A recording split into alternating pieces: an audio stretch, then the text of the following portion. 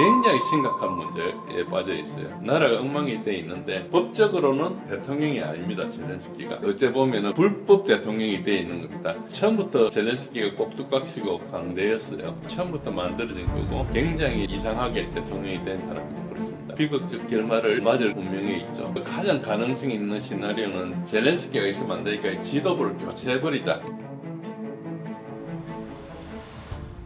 우크라이나 평화협정 28개 안이 19개로 줄었는데 실제로 협상이 진행될 가능성이 있나요?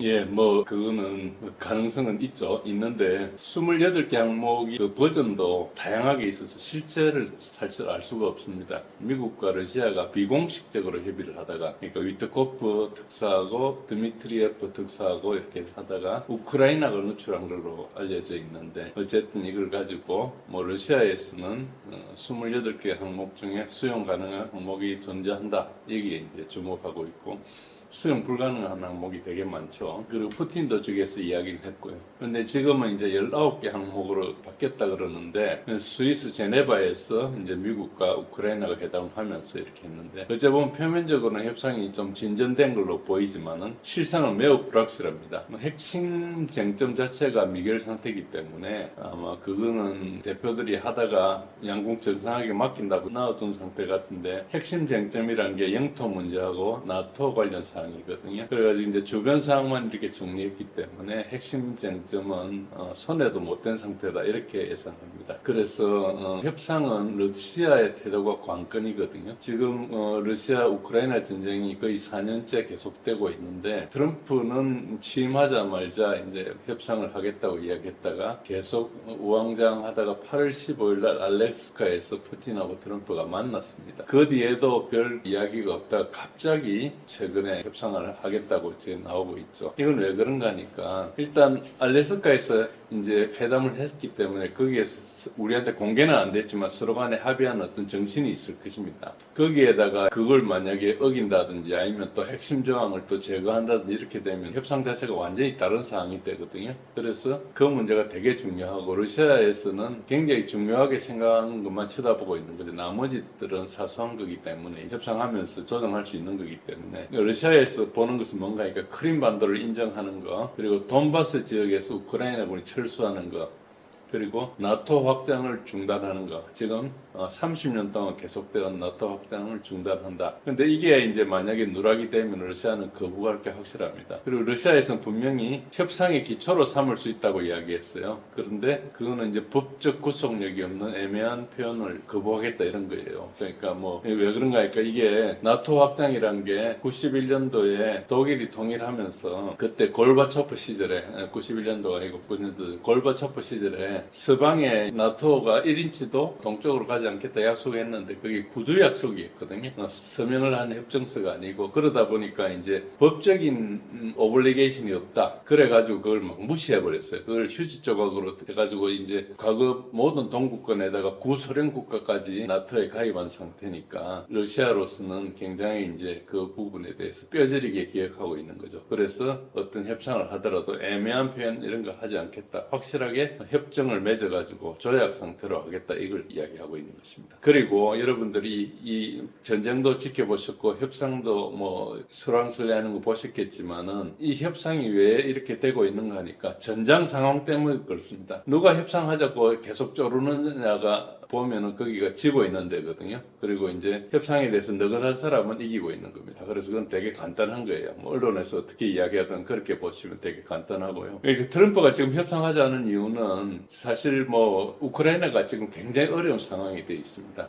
그리고 루안스크 밑에 이제 그 주에 있는 쿠피안스크가 러시아군이 완전히 점령한 상태고 도네츠크에 있는 포크롭스크나 옆에 붙어 있는 미르노그라드 거기에 수천 명의 우크라이나군이 지금 사실상 포위되어 있습니다. 이걸 정확하게 이 상황이 언제하고 같은가 하니까 2015년도에 드발체보하고 동일한 상황입니다. 도네츠크에 있는 드발체보가 함락 위기에 있을 때 그때 독일의 메르켈 당시 총리가 긴급하게 모스크바로 가서 푸틴한테 회담을 하자 그래가지고 이제 협상을 해서 민스크2 협상이라는 걸 체결했습니다. 겁니다. 그래가지고 그 위기를 모면했는데 사실은 그 미인스크2 협정을 지키지 않고 8년 동안 질질 끌어온 거죠. 그러다가 이제 전쟁이 난 겁니다. 그래서 이번에도 그런 상황이 지금 포크롭스크 같은 데가 이제 무너지고 나면은 사실은 지금 드네프로까지 아무런 장애물이 없는 그냥 논밭이거든요. 그러니까 이제 지금은 거의 키예프까지 넘어가게 생긴 그런 상황이라고 보시면 됩니다. 이게 어떻게 되는 거니까 산사태가 일어날 때 조금 무너지기 시작하면 처음에는 서서히 움직이지만 어느 날 갑자기 확 무너지듯이 그런 지금 상황에 와 있다 이렇게 보시면 됩니다. 그런데 트럼프의 동기는 뭔가 하니까 자기가 이제 트럼프가 뭐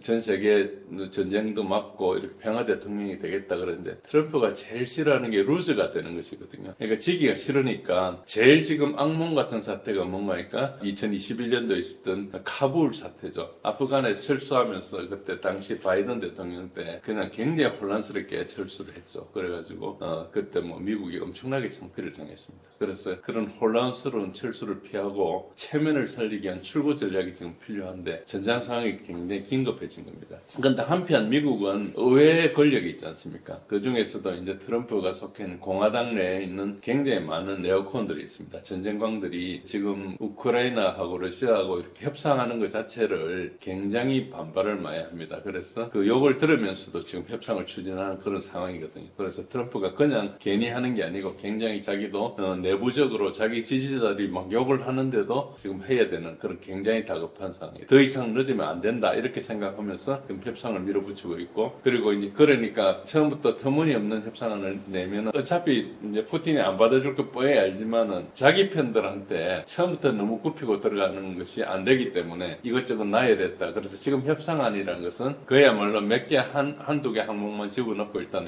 간다 이렇게 보시면 됩니다. 그래서 러시아가 받아줄 아무런 이유 없는 것도 잔뜩 들어가 있는 그런 걸로 보시면 됩니다. 특히 이제 공화당에 있는 이제 마리크 라운지라는 상원의원이 있는데 이 사람이 사실상 러시아의 희망사항 목록이다 이렇게 이야기했거든요. 근데 저도 이제 28개 항목을 다 보고 제 블로그에 그걸 다 설명도 해놨는데 러시아가 그 받아줄 항목이 거의 없을 정도입니다. 뭐 한 서너 개 있는 정도밖에 없습니다. 그럼에도 불구하고 저렇게 정치 공세를 하고 있습니다. 지금 그래서 여러 정치적인 세력 간에 알력이 오가고 있고 여기에다가 우크라이나하고 유럽의 입장도 있는 것입니다. 그렇게 보시면 됩니다.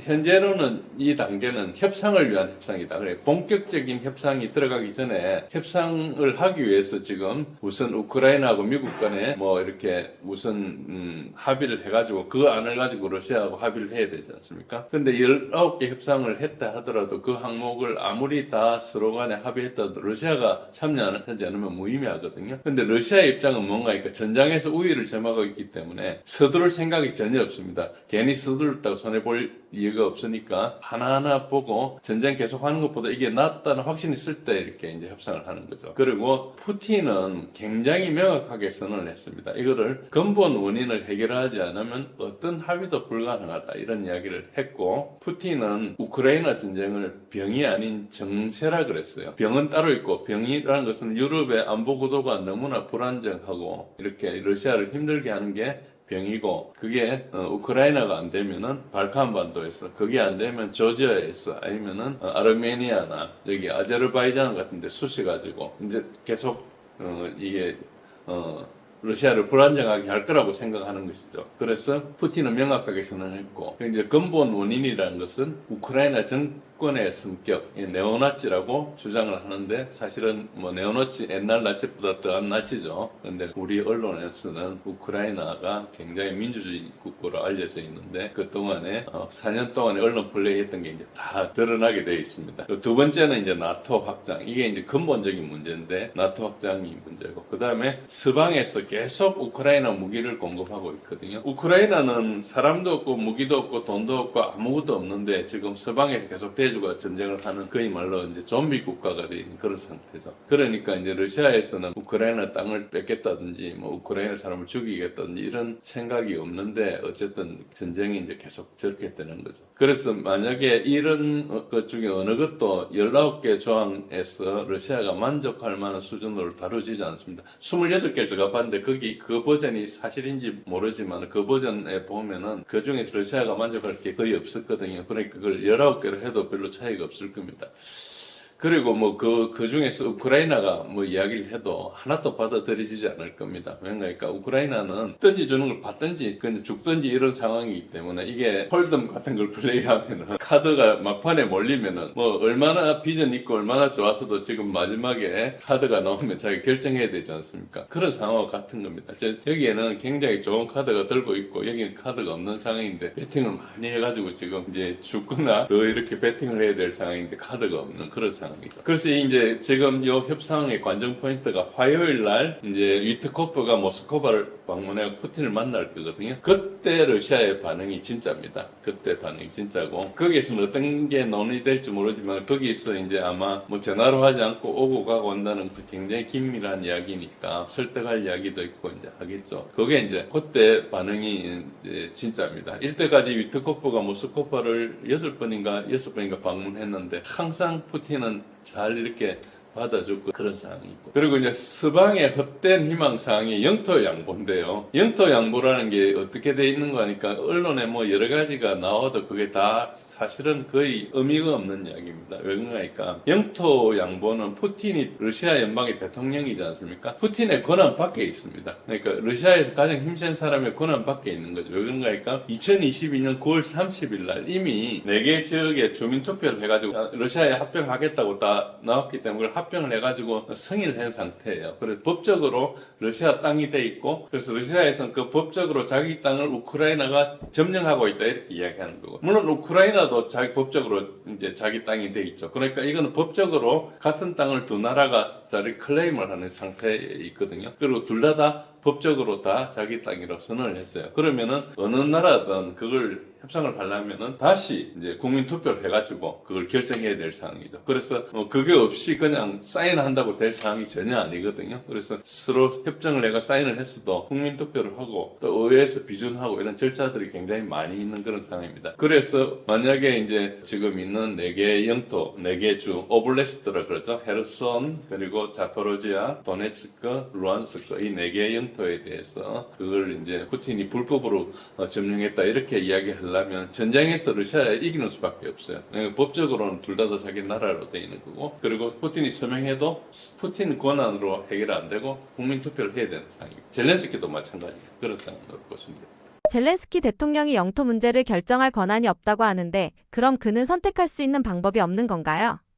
우크라이나가 직면한 심각한 헌법적인 딜레마가 있습니다. 그리고 정치적인 딜레마가 있는데 이제 이게 법적 제약을 초월하는 겁니다. 이 부분에 대해서 언론에서도 잘 이야기를 하지 않고 우크라이나가 뭐 여러 가지 잘 돌아가는 걸로 생각하고 있지만 우크라이나가 지금 나라 자체가 근본이 지금 흔들려 있는 그런 상태거든요. 그래서 헌법적 제약은 영토 문제에도 아까 말씀드린 것처럼 영토 문제는 러시아하고 똑같습니다. 그 4개 주를 자기 영토로 생각하고 거기에 4개뿐만 아니고 크림까지도 자기 영토로 생각하기 때문에 5개 주를 러시아가 불법으로 차지하고 있는 걸로 보고 있는 거죠. 그래서 협상을 하더라도 국민투표가 필요한 거예요. 헌법상의 영토 양보 문제는 국민투표를 하는 거죠. 우리나라에 예를 들어서 어느 섬을 누가 점령해가지고 가져가면은 우리 헌법에 대한민국은 한반도와 부속 도서가 우리 땅이라고 선언해놨기 때문에 그걸 헌법을 위반하는 게 되지 않습니까? 그러니까 그걸 어떤 협상을 하더라도 법에 저촉되는 문제니까 누가 어떤 권력자가 할 수 있는 상황이 아니죠. 이미 이제 국민들이 결정해야 될 그런 상황이죠. 그래서 그 부분은 자체적으로 결정할 권한이 없습니다. 그런데 젤렌스키 문제는 그런 그 법적인 문제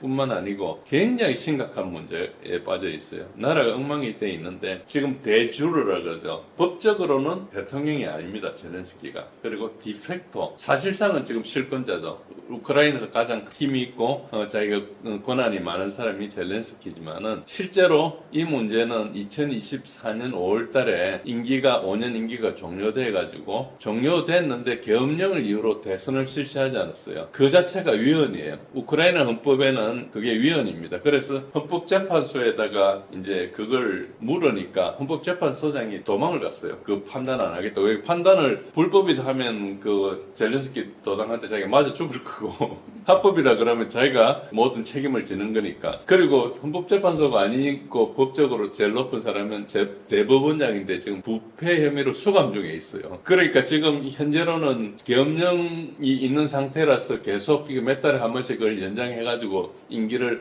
계속 연장하고 있는데 그게 헌법을 위반하니까 국회에서 법률을 가지고 하는 거거든요.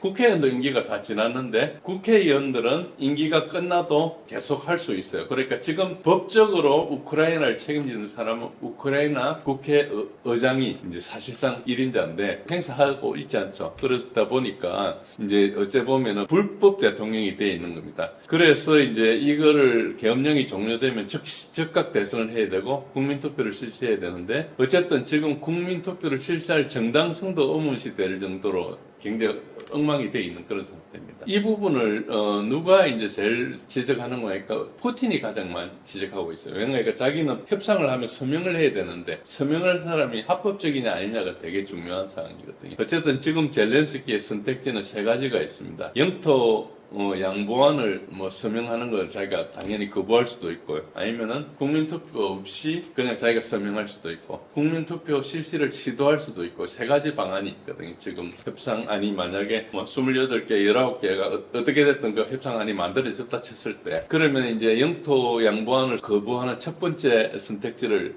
택하면은 트럼프는 이제 모든 그걸 만약에 거부하겠다, 그러니까 서명을 안 하겠다, 영토 양보를 하지 않고 나는 러시아와 끝까지 싸우겠다 이렇게 되면은 트럼프는 이제 모든 군사 정보 지원하고 이런 걸 다 중단하겠다는 위협을 해놓은 상태예요. 그리고 전선은 이미 붕괴 중이기 때문에 안 그래도 지금 여러 가지 힘든데 정보까지 없으면 안 되죠. 스타링크가 백폰 통신망이거든요. 스타링크 꺼버리면 깜깜이 되는 상황입니다. 그러니까 이제 지원 없으면 몇 주밖에 못 버텨요. 그러니까 상황이 굉장히 악화될 수 있고 그야말로 카불 같은 그런 혼란스러운 정권 붕괴 가능성이 있습니다. 막 도망가고 막 헬기 옛날에 제일 우리 상징적인 게 월남전을 할 때 미국 대사관 그 물 위에 헬기에 막 서로 타고 하는 그런 것처럼 그런 상황이 이제 올 가능성이 있죠. 그 다음에 이제 두 번째는 국민투표 없이 자기가 일방적으로 서명을 하면은 결과적으로는 헌법 위반이기 때문에 정치적 이 되고 그리고 자기네 국내 네오나치들 극단주의 세력들이 배신자라 해가지고 공격을 할 겁니다. 이 사람들 때문에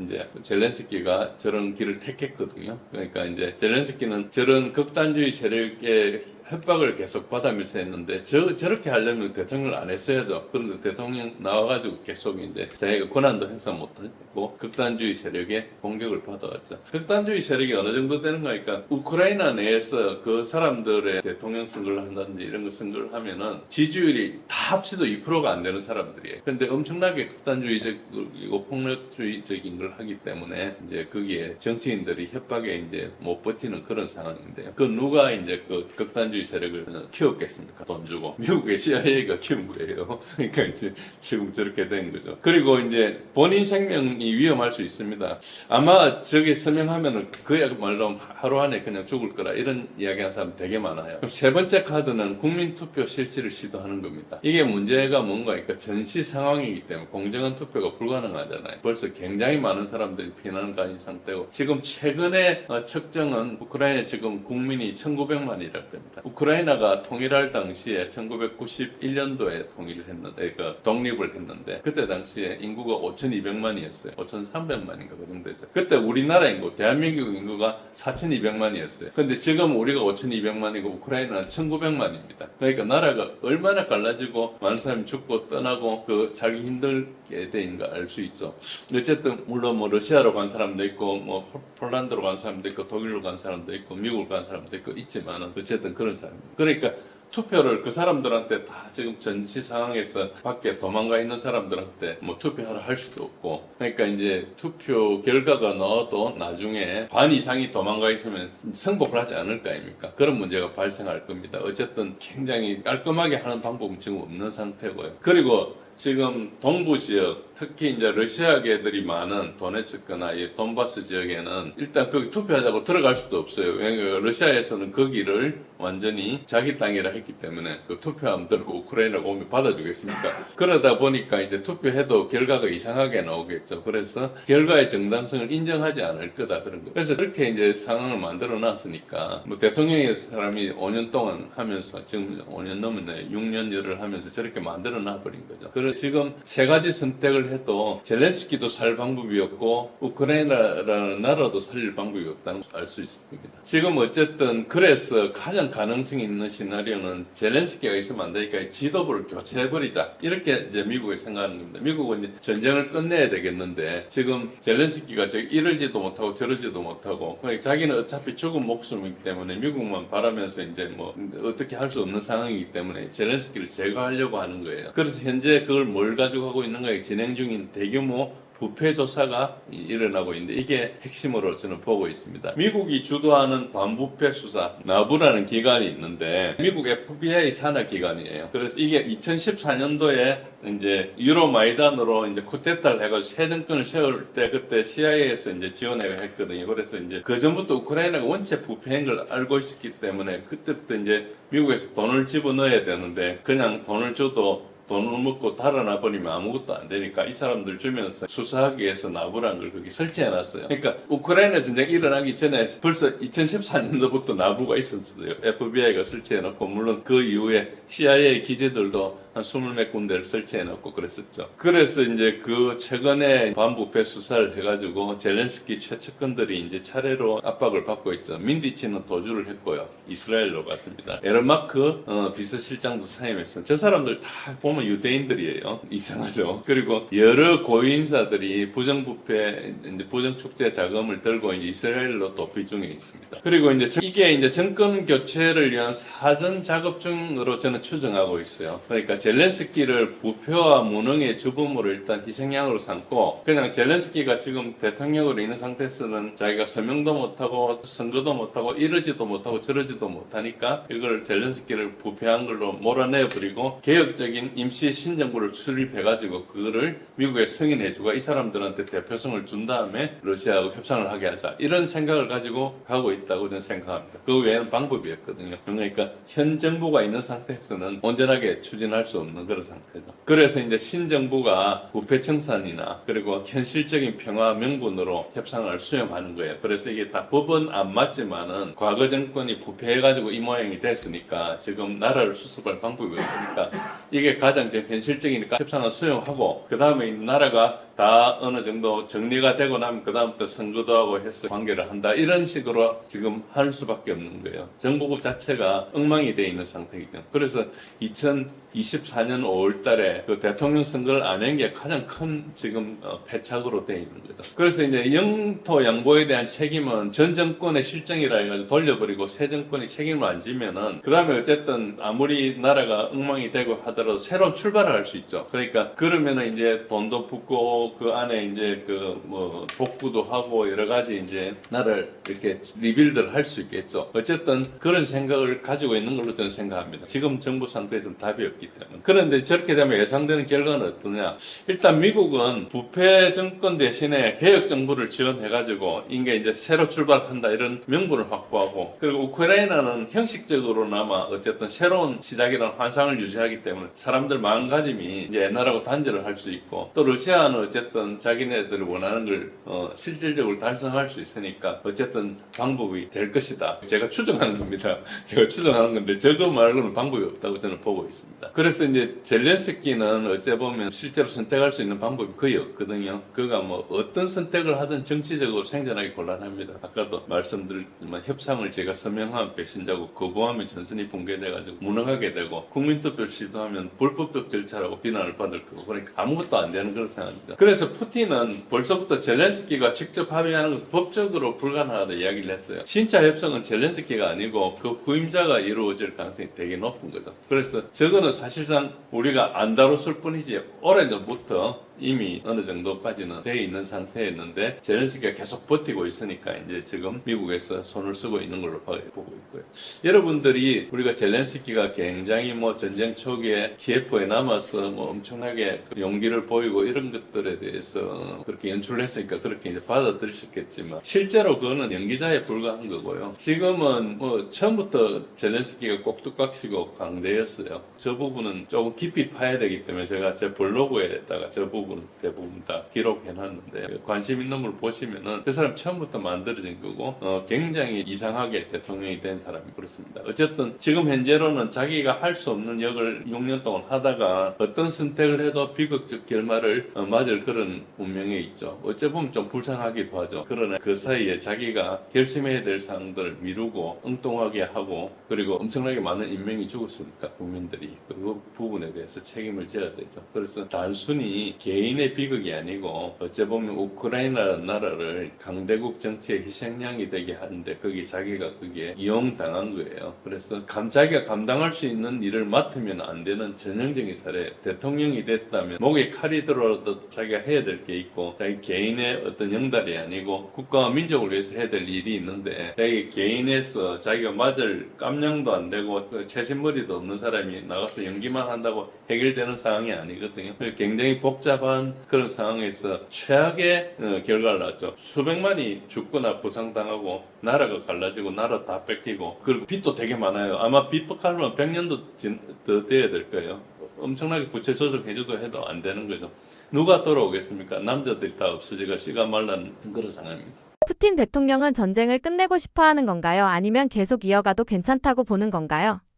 예, 관계없습니다. 푸틴의 목표는 굉장히 명확합니다. 이거는 처음부터 끝까지 계속 이야기했어요. 특별군사작전 할 때 분명히 목표를 제시했고 2024년 작년이죠. 6월 14일 날 명확하게 말을 했어요. 그걸 우리가 준 포틴 라인이라고 합니다. 러시아 외무부 그 간부들 모인 자리에서 발표해가지고 그게 와 있습니다. 그러니까 엄청나게 그리고 굉장히 자주 오랫동안 변함없이 강조했지만 서방에서 안 들었어요. 그냥 푸틴의 한 소리 뭐 그냥 헛소리라 생각하고 안 했는데 푸틴이 이야기를 한 게 뭔가 하니까 2022년 2월 24일 푸틴은 특별군사작전이라고 그랬어요. 특별군사작전이라는 말은 전쟁이 아니고 대테러 작전 같은 그런 작전으로 보고 한 겁니다. 그래서 목표를 바꾼 적이 없는데 그게 뭔가 첫 번째가 디밀리타리제이션 우크라이나를 비무장화한다. 왜 그런가 하니까 돈바스 지역에 계속 그 민간인을 살상하니까 두 번째는 탈라치어를 한다. 러시아 사람들을 러시아어를 못 쓰게 하고 러시아 사람들은 지하에 있고 밖에 못 나오게 하고 그 전에 젤렌스키 전에 포로셴코라는 사람이 대통령인데 그 사람이 마이크 대고 이야기를 했어요. 우크라이나에게는 잘 살고 러시아에게는 지하에 살아야 된다. 애들도 그러니까 짐승으로 취급한 겁니다. 그래서 저거를 이제 네오나치라 그러기도 하고 뭐 여러 가지 반데라이트라 하기도 하는데 실제로 그렇게 나치들이 하고 있습니다. 그리고 나치의 그 후예인 것을 자랑스럽게 생각하는 그런 집단이 장악하고 있거든요. 전체 국민의 한 2% 지지도 못 받지만은 그렇게 이제 하고 있는 저 부분을 없애겠다. 저 디나치피케이션, 디밀리터리제이션은 포츠담에서 이야기하는 4D가 있는데 4D 중에 2D가 저겁니다. 그때 당시에 독일 나치를 어떻게 처리할 건지가 1944년도에서 이제 포츠담에서 했던 그 용어를 지금 쓰고 있는 거예요. 그리고 이제 돈바스 지역의 러시아계 주민을 보호한다.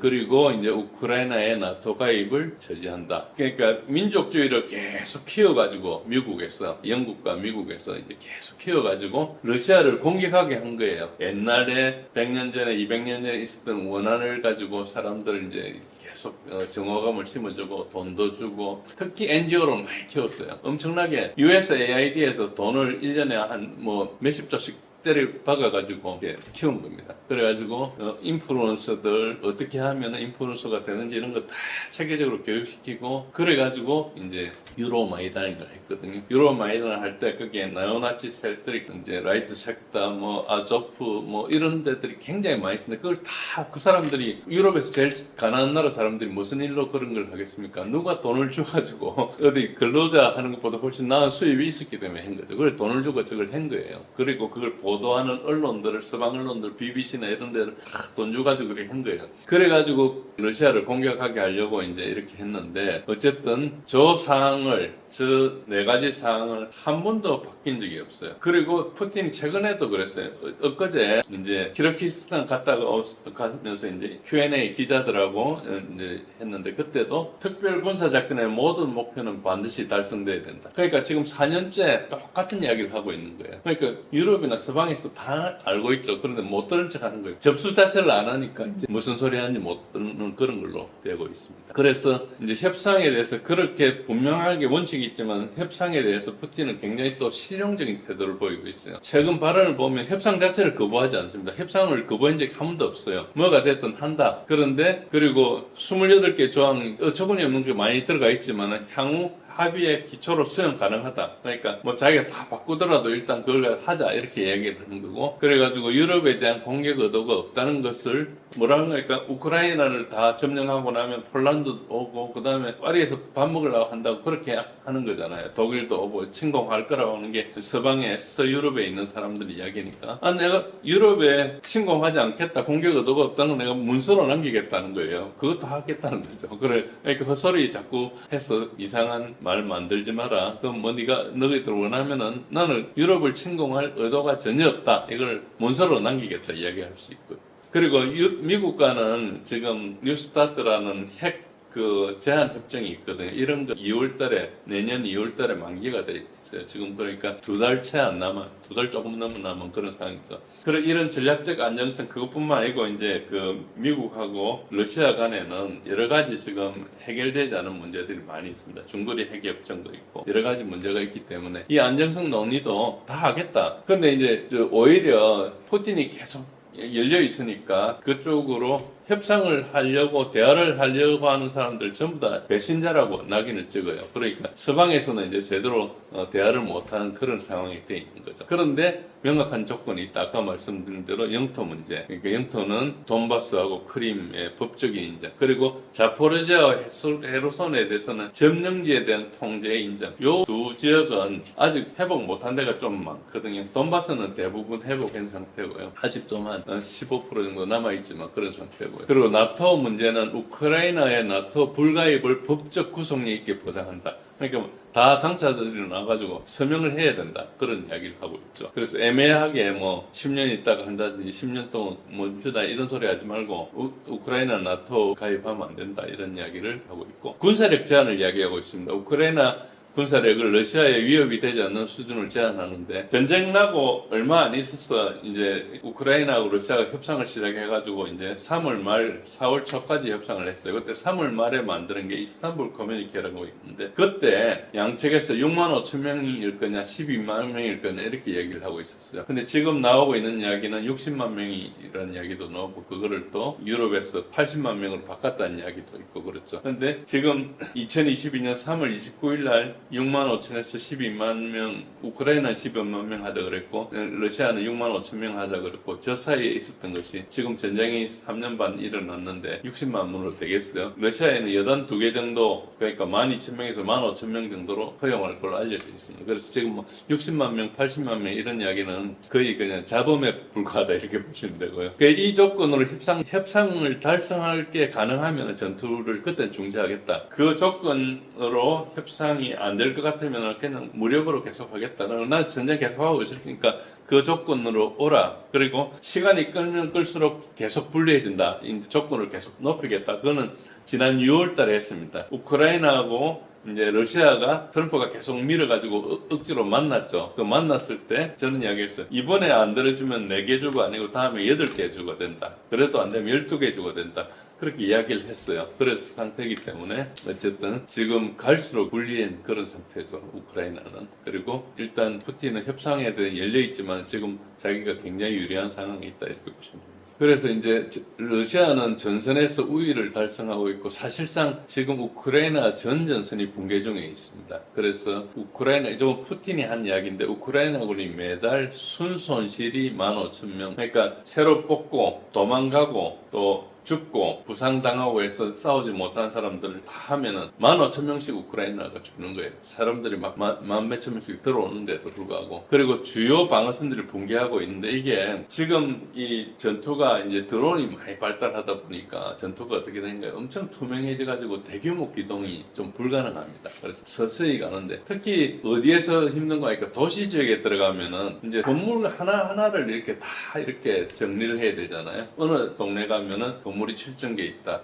그럼 7,000개를 다 정리를 해야 되는 거예요. 7,000개 안에 또 방이 여러 개 있을 것 아닙니까? 그걸 다 정리해야 되는 거죠. 그럼 예를 들어서 뭐 오늘 우리 서울에 구 하나면은 한 50만 명 산다 그러면은 방 건물이 어느 정도겠습니까? 한 10만 개는 될 거 아닙니까? 어쨌든 그런 걸 다 정리해야 되니까 도시에 들어가면 엄청나게 사람이 있는 시간이 많이 걸리고 하는 거죠. 그 지역을 거의 다 지났어요. 지금 남아 있는 데가 어딘가에 콘스탄티노플과 크라마토스크, 슬로비안스크가 남아 있고 쿠피안스크는 거의 무너진 상태고, 그리고 지금 포크롭스크도 거의 무너지고, 자포로지아는 이제 가고 있는데 거긴 대부분 들판이기 때문에 몇 개 도시만 지나고 나면은 도시만 이렇게 있다. 그걸 딱 정확하고 간다 이렇게 보시면 됩니다. 그리고 지금 이제 그 자포로지아에도 방어선을 이렇게 만들었는데 그 방어선을 우크라이나가 2014년도부터 10년에 걸쳐서 만들어낸 거예요. 그걸 지금 다 우회해서 가고 있거든요. 그러니까 방어선이 이제 없어요. 방어선 트렌치를 짓고 그 안에도 깊이 빠가지고 그 안에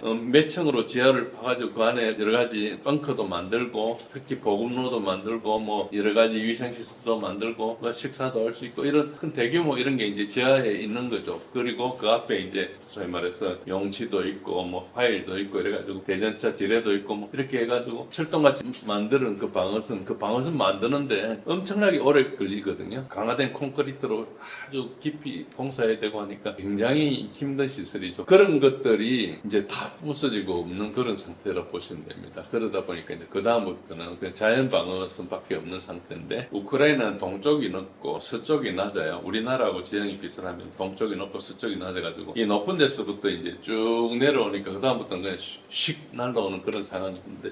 일단 그런 상황에서도 푸틴은 뭐 시간은 자기 편이니까 천천히 합니다. 그 인명이 손실을 당하면은 푸틴은 뭘 생각하는 거니까 이 전쟁이 끝나고 나서 어느 시점에서 러시아군이 좀 약해지면 나토군이 와서 침략할 거라고 생각하는 거예요. 그래서 그 약점을 노출하지 않기 위해서 그냥 소위 말해서 한 손으로 계속 싸우는 거예요. 그래서 이제 자기 병력을 보존해야 되고 무기를 보존해야 되기 때문에 전체적으로 그런 생산 시설과 인력 수급이나 이런 걸 쭉 만들어 놓고 그리고 그걸 가능하게 하는 경제를 가동하게 하고 이렇게 이제 하고 있는 그런 상황입니다. 그래서 일단은 지금 거의 푸틴한테는 시간이 푸틴 편이에요. 그래서 서둘 이유가 전혀 없고 협상이 지연되면 지연될수록 그리고 전장에서 더 많은 걸 얻을 수 있기 때문에 그렇게 얻은 건 또 협상 테이블에 가면 더 강한 입장을 만들어주거든요. 그래서 지금 푸틴은 굉장히 협상을 서두르는 게 아닙니다. 푸틴이 뭐라 했는가? 일단 눈사태가 시작되면 쉽게 멈추지 않는다 이렇게 이야기했어요. 이거 단순히 비유로 하는 게 아니고 현재 우크라이나 전선이 한 지점이 붕괴되면 연쇄 반응이 가능하다 이야기를 하고 있거든요. 정확하게 상황을 보고 있는 거고 협상을 서두른 쪽은 러시아가 아닙니다.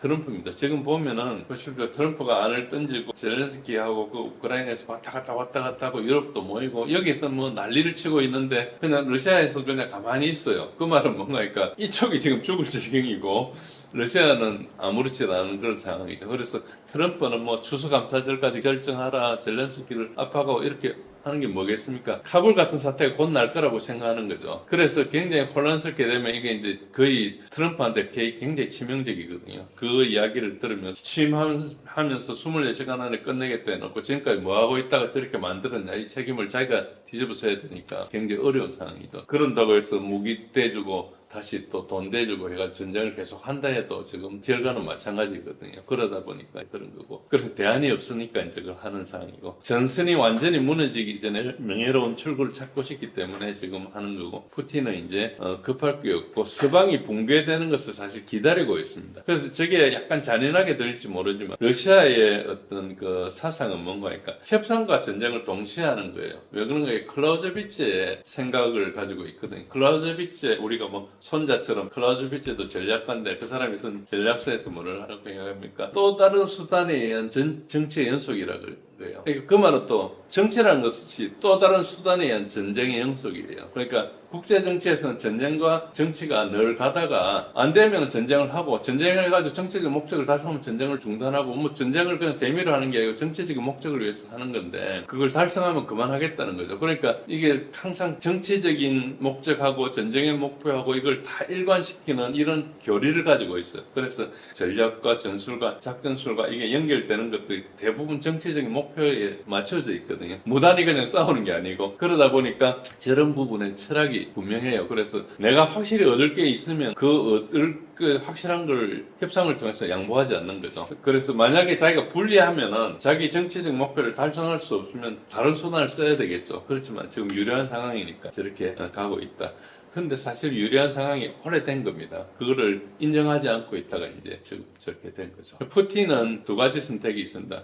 협상이 성공할 경우는 가 있고 협상이 실패할 경우가 있는데 협상이 성공한다는 것은 크림이나 돈바스를 인정받고 그리고 나토 불가입하는 거 우크라이나는 비무장하는 자기가 처음에 선언했던 그 목표를 달성하면은 외교적 합의로 해서 달성하면 좋은 거죠. 그러면 더 이상 전쟁 안 해봤다니까 비용도 적게 들고 결과적으로 자기가 평화의 중재자라는 이미지도 획득하고 좋은데 만약에 협상이 실패를 한다. 협상이 성공하지 않고 실패를 하는 그런 시나리오에서는 그냥 계속 목표 달성을 위해서 군사작전을 하는 거죠. 통일 목표를 위해서. 방법은 군사적으로 압박을 하고 비용은 좀 높죠. 사람도 죽고 돈도 계속 들어가고 무기를 스토어해야 되니까. 그렇지만 어쨌든 결과는 완전한 승리 그리고 더 많은 영토를 획득 가능하니까 더 많이 들어가서 더 많은 땅을 차지할 수 있다 치면은 저 비용이 합리화될 수 있는 거죠. 어쨌든 자기가 선택하는 것은 어떤 시나리오든지 지금 현재는 둘 다 수용이 가능하죠. 왜냐하면 두 군데 다 전쟁에서 굉장히 유리하기 때문에 협상에서 강경한 입장을 유지할 수 있다. 아까 말씀드린 대로 내 카드의 패가 엄청 좋아가지고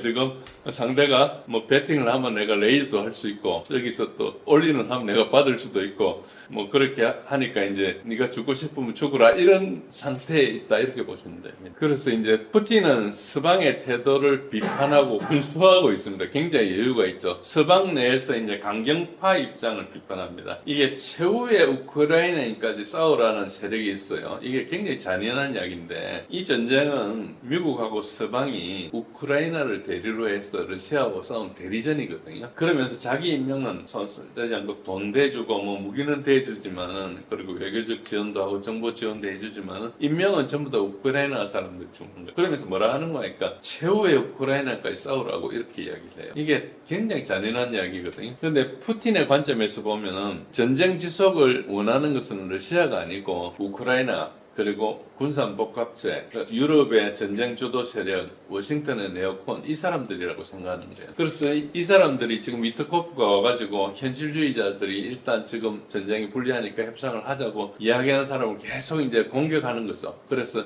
그 사람들이 지금 범인이다 이렇게 이야기를 하는 겁니다. 그래서 이제 협상을 하려고 하는 세력들을 좀 키워주고 협상에 반대하는 사람을 공격하고 있죠. 그래서 결론적으로 푸틴은 전쟁 자체를 목적으로 하지 않지만 전쟁을 끝내기 위해서 자신의 목표를 포기할 생각도 없는 거예요. 그래서 푸틴이 하고 있는 걸 보면 굉장히 냉철하고 두 가지 경로를 다 열어놓고 있다.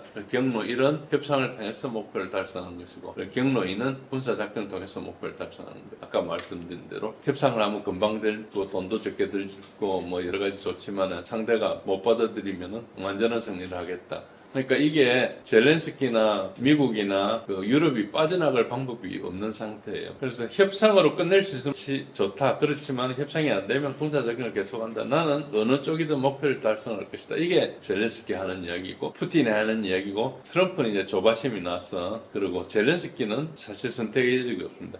이 상황이 지금 딱 2년 한 2개월 전이 2023년 9월 달부터 이 상황이 사실상 지속된 거예요. 이 상황이 악화되지 않고 계속 그냥 났지만 그때부터 이미 우크라이나는 골병될 대로 다 들어있었어요. 전선이 안 움직이니까 교착 상태라고 생각하는데 굉장히 많은 사람이 죽고 우크라이나 정예들이 그때 벌써 2022년 6월 달에 다 죽어버렸어요. 그래가지고 계속 우크라이나 병력을 계속 갈았는데 갈면 갈수록 이제 훈련도 더 받고 제일 떨어진 사람이 오는 거죠. 막 그 신체 장애자들 이런 사람들 지금 군대 가 있거든요. 그러니까 굉장히 힘든 상황으로 계속 끌고 나가고 있는 거죠. 그러니까 2023년 9월 달에 이미 끝난 전쟁을 결정을 계속 미루다가 이 사태에 이런 거예요. 그 사이에 100만 명이 더 죽었거든요. 그래서 이게 이제 정보 실패다 아니면은 이걸 알면서도 무기를 팔아먹으려는 군산복합체가 계속 압력을 넣었다. 그래서 군산복합체에서 돈을 찔러주고 이렇게 했다. 뭐 여러 가지 확인되지 않은 이야기들이 있는데 이것들 이제 지금 나부에서 뒤지고 있죠. 그래서 이제 아마 미국 정치인들도 좀 나올 거예요. 트럼프 대통령이 평화안을 추진하는 이유가 진정한 평화 때문인가요? 아니면 정치적 목적 때문이었나요?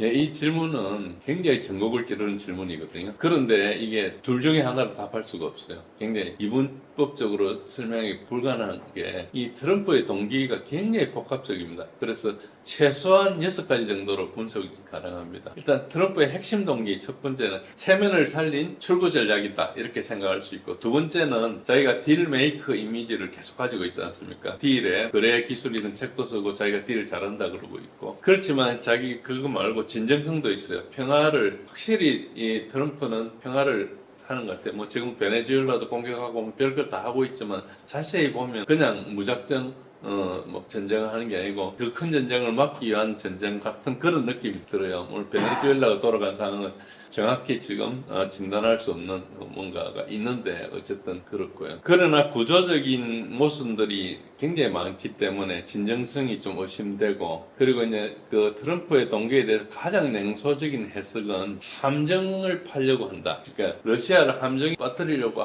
한다 이렇게 하는 그런 해석도 가능하고요. 그 다음에 이제 돈을 추적하자. 그래서 중재자로서 재정적 이익을 추구할 수 있다. 그런 이런 목적들이 있기 때문에 진정한 평화나 정치적인 목적이나 이렇게 이분하기 좀 힘들고 우선 좀 살펴봐야 됩니다. 그래서 제가 한번 살펴봤습니다. 첫 번째는 이제 체면을 살린 출구 전략. 저게 이제 가능성이 제일 높기 때문에 첫 번째 나온 거죠. 그래서 아까도 말씀드렸지만 평화안을 서두르는 가장 직접적인 이유는 카불 사태를 재현하는 게 방지하는데, 그때 2021년도 바이든 행정부가 사실상 그때 취임의 첫 해지 않았습니까? 저 철수 때문에 거의 재앙이 됐어요. 그래서 미국의 유신에 치명타를 입었고, 뭐 헬리콥터에 매달린 사람들, 뭐 공항의 혼란, 뭐 탈레반의 승리 이런 것들이 우리가 텔레비에 다 나왔죠. 이게 반복되면은 거의 트럼프가 이거 원하지 않을 겁니다. 그래서 저건 반드시 막아야 된다 이런 생각을 하고 있는 것 같아요. 저건 확률이 높고, 제가 이걸 정보 실패 문제를 말씀드리고 싶은데, 제가 여러 채널이나 다른 제 블로그에서나 기회 있을 때마다 한 이야기가 뭔가니까 정보 실패다. 이게 트럼프가 취임한 이번 1월 달부터 저런 이야기에서 협상보다 종전이 빠르다. 저게 이제 조금 어폐가 있는 이야기지만 그만큼 협상이 어렵다. 협상을 하는 양쪽의 태도를 보니까 협상할 생각이 전혀 없는 상태다. 그걸 이야기했어요. 그래서 협상보다 종전이 빠를 것이다. 협상 안 하고 있다가 뭐 죽을 때까지 그냥 끝날 것이다. 이런 뜻이죠. 그리고 두 번째로 한 이야기가 키스 켈록을 해임해야 협상이 된다. 저 사람이 협상의 방해자다. 이런 이야기를 했어요. 근데 지금 이제 해임이 됐죠. 지금 바뀌었습니다. 그리고 세 번째로 한 이야기가 뭔가, 털시 게바더가 D&I 국장으로 지명을 받았는데 그걸 상원에서 빨리 인준을 해줘야 된다. 그거 이야기를 했는데, 저게 인준을 했는데도 불구하고 정보 실패 문제가 해결이 안 됐어요. 그래서 트럼프는 협상 문제를 안이하게 생각했는데 푸틴을 좀 우습게 본 거로 저는 생각합니다. 9월 달까지도 트럼프는 우크라이나가 승리할 걸 믿고 있었어요. 그리고 알래스카 회담을 8월 달에 했는데도 그 이후에 전혀 서두르지 않고 만나겠다 전화도 했다, 뭐 전화하고 나면 아주 생산적이다 이런 소리만 하고 아무것도 안 했잖아요. 알래스카 회담 하면서 이제 푸틴이 굉장히 너무 외교적이고 이렇게 하니까 푸틴에 대해서 자기한테 굽신거린다고 봤는지 어떻게 해서 봤는지 모르겠어요. 어쨌든 저게 정보 실패 문제는 부패 문제와 연관돼 있어요. 그러니까 이게 뭔가니까 여러분들 돈을 가지고 이걸 보시면 되는데요. 이게 지금 전쟁을 하는데 돈이 엄청나게 들어가지 않습니까? 벌써 지금 4천억 불 이상 들어갔습니다. 미국하고 유럽이 지원한 것만. 우크라이나 자기 돈들도 들어갔어요. 자기 국민 세금도 들어가고. 그리고 우크라이나가 채권을 발행해가지고 국채를 팔아가지고 했죠. 국제 디폴트가 나가지고 그걸 산 영란은행은 굉장히 지금 많이 손해를 입은 상태고 그런 상태죠. 그런데 이게 이제 왜 부패하고 관계되어 있는가? 전쟁을 하고 돈을 지원해줘야 되는 입장에서는 다 국민 세금이지 않습니까? 유럽도 그렇고 미국도 그렇고 국민 세금을 가지고 지원해주는 것을 국회에서 의회에서 이제 승인을 해줘야 되는데, 어느 정치인이 우리 국민 세금 가지고 남은 나라 도와주겠다면 해주겠습니까? 그러니까 이게 우크라이나가 민주주의고 뭐 이렇게 지금 전장에서 잘 싸우고 우리가 조금만 도와주면은 독재자 푸틴을 무너뜨릴 수 있고 이런 이야기를 해야 되지 않습니까? 그렇게 이제 계속 하다 보니까 정과도 이제 가짜로 만드는 거예요. 왜냐하면 지원해 주는데 지금 막 지고 있다 이러면 계속 지원이 안 되지 않습니까? 그러니까 조금만 더 대주면 이길 수 있을 것 같으니까 막 그런 식으로 이제 만드는 거죠. 그게 이제 내러티브 우표인데 우크라이나가 이겨야 지원할 수 있고 지원을 해야 그 지원에서 생기는 방산업체는 물량이 생기고 그 정치인들은 킥백을 받을 수 있고 그러니까 이게 하나의 돈세탁 그 스킴이라 생각하면은 이 관련자들이 알면서도 정보 왜곡을 묵인할 수가 있는 거예요. 그런데 예를 들어서 PPDB라는 게 있어요. 미국 대통령은 일일 정보 보고를 하거든요. CIA에서 Presidential Daily Briefing이라는 걸 해요. 그래서 젊고 유능한 그 젊고 부지런한 대통령 그걸 아침에 출근하자마자부터 정보 브리핑 받고 시작을 합니다. 근데 트럼프 같은 사람들은 일주일에 한 번 받을까 말까 할 수도 있고 그 중에서 들을 만큼 할 수도 있고요. 옛날에 바이든 같은 사람은 아예 받질 않았죠. 처음부터 치매 노인이었으니까. 어쨌든 그런데 그래서 정보 실패 문제가 계속 된다는 걸 왜 이야기했는가 하니까 트럼프가 이야기하는 걸 보면은 전장 상황과 전혀 다른 이야기를 계속하고 있거든요. 그래서 언론에 하는 이야기와 똑같은 이야기를 하고 있어요. 여기에 언론도 같은 편인지를 알아야 됩니다. 이 4천억 불이라는 것을 서방에서 만들어가지고 우크라이나에 주려면 그냥 일어나는 건 아니거든요. 그냥 의원들 몇 사람이 이렇게 해가 되는 게 아니고 커다란 어떤 기계처럼 돌아가야 되는 겁니다. 이 언론도 거기에 가세를 해가지고 내러티브를 만들어야 되는 거죠. 우리도 조 단위의 돈을 우크라이나에 지원해줬거든요. 우크라이나 젤렌스키가 순전히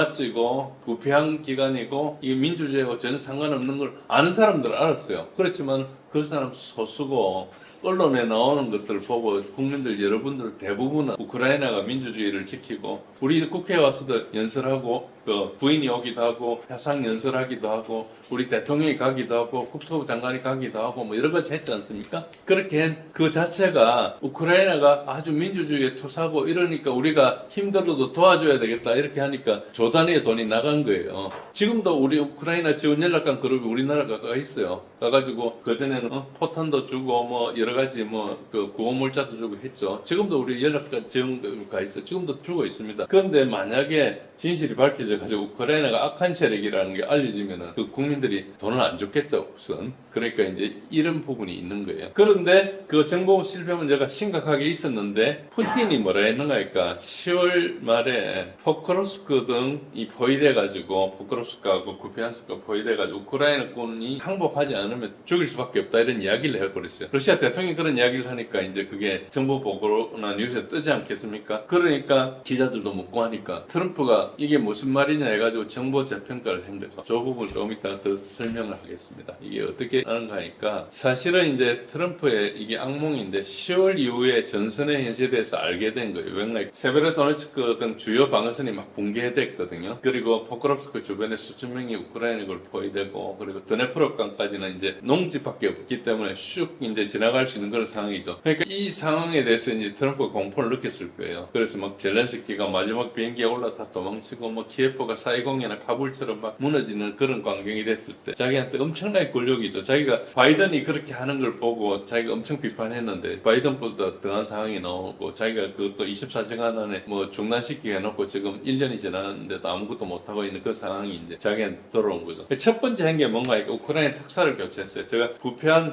키스 켈로그를 해임해야 된다. 저도 1월 달부터 이야기했는데 지금 1월 달 11달 10달이 넘어가지고 지금 해임을 했어요. 그래가지고 저 사람은 81세인데 새로 이제 특사가 된 사람은 데니엘 드리스콜이라는 미 육군성 장관입니다. 미국은 각 군의 장관이 있고 각 군의 참모총장이 있어. 우리는 이제 육군의 참모총장 한 사람만 있지만은 미국에는 참모총장이 있고 민간인 장관이 있어요. 세크리터리 오브 US 아미죠. 38살짜리 젊은 사람입니다. 저 사람이 가가지고 이제 이야기 내뱉는 게 보면은 완전히 다른 키스 켈로그랑 완전히 다른 이야기를 하죠. 지금 곧 무너진다 이런 이야기를 하는 거죠. 그 말은 뭔가 하니까 그동안에 트럼프 기에 들어가지 않게 딥스테이트들이 얼마나 정보를 사보타지 했는지 부패했는지 이걸 드러내는 사건이에요. 미군이 사실상 우크라이나의 작전 통제를 다 했거든요. 우리나라도 전시작전 통제권은 연합사령관이 가지고 있고 연합사령관은 미군이잖아요. 정보나 이런 걸 다 알고 있기 때문에 만약에 전쟁을 한다면 그걸 다 알고 있겠죠. 똑같이 그렇게 우크라이나 전쟁을 했어요. 독일에 있는 드레스덴 기지에서 벙커를 만들어가지고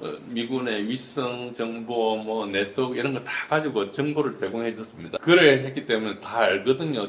그거 한 사람이 옛날에 어쨌든 나온데 그건 다음에 이야기하고요. 어쨌든 그 정보를 다 알고 있는데 그 정보를 그대로 보고를 하면은 우크라이나가 지고 있는 걸 3년 반 전부터 지고 있었거든요. 그걸 다 이야기하면 전쟁이 안 됐겠죠. 벌써 지원 끊기고 그때 끝났겠죠. 그러니까 우크라이나군이 가짜 정보를 만들어가 주는 걸 우크라이나 정보라고 준 거예요. 미 정보 기관에. 그러니까 미 정보 기관에 우크라이나 정보가 그대로 돌아온 거죠. 그러니까 이게 이미 정보가 엄청나게 왜곡되고 온 거죠. 그러니까 지금 트럼프가 24시간 만에 하겠다는 걸 지금 거의 1년이 지나가도 해결을 못 하고 있는 건데 지금 이제 끝나게 됐으니까 이제 저게 드러난 겁니다. 그리고 이제 두 번째 동기는 이제 아까 6개 중에 두 번째 동기면 딜메이커 이미지 구축하는데 트럼프는 자신이 역사상 최고의 협상가라고 이제 포지션하려는 뚜렷한 욕구를 가지고 있고 우리도 트럼프를 잘 대하기 때문에 알지 않습니까? 자주 언론에서 보니까. 만약에 우크라이나 전쟁을 종식시킨다면은 자기는 뭐 9개월 동안 8개월 전쟁을 끝내겠다 주장에 힘을 실어줄 거고 노벨상 평화상도 뭐 그리고 이제 2024년도에 대선 공약으로 24시간 내에 전쟁 종식하겠다. 시간이 좀 걸리도 했다면 대단한 거죠. 그리고 트럼프의 브랜드라는 게 이제 국제적인 가치도 상승하고 트럼프가 약간 날시스트지 않습니까?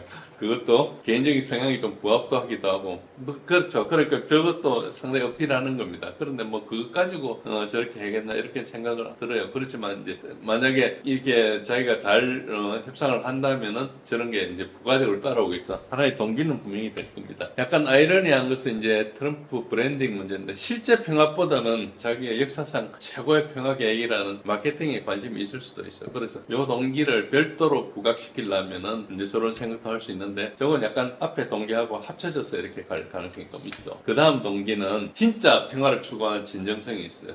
저는 이것도 굉장히 많이 믿고 있습니다. 왜냐니까 우리가 잘 모르지만은 지금 발칸 반도에 전쟁이 일어날 것을 트럼프가 막았거든요. 그걸 언론에서 보도를 안 해서 이야기를 지금 안 하고 있는데 제가 기회에 있으면은 이게 얼마나 전쟁이 갖고 왔는데 영국 애들이 계속 지금 세르비아, 보스니아나 쑤셔서 전쟁하려는 것들 지금 크로아티아 같은 데 막은 상태거든요.